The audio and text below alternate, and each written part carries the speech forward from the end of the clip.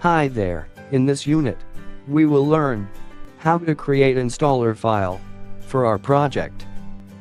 Now, in order to create installer file, we need to have project type Visual Studio Installer. Installer project will help us create Windows installer project. First, open Visual Studio, select New Project, and look for Visual Studio Installer project in other project types.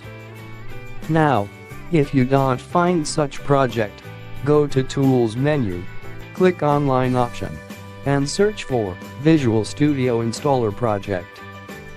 Next, download and install project. Once installed, open Visual Studio.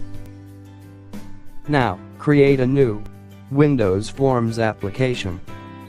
Next, add a new project to our current solution. Select Setup Project from Other Project Types, Visual Studio Installer. Here, give some name to our setup project.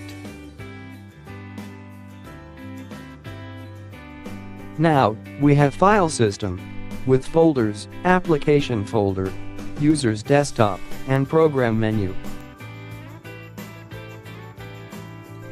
Here, we need to add project files into application folder. Now double-click or move to application folder.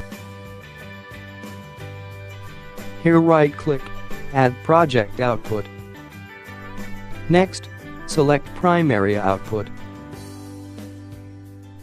Primary output contains core library files of our project.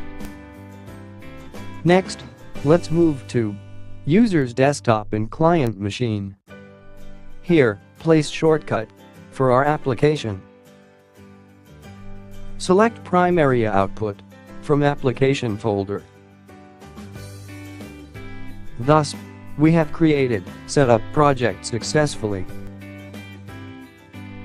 Next, change project mode to Release. Now, rebuild project. Thus, we have installer generated. Right-click Setup project and open folder.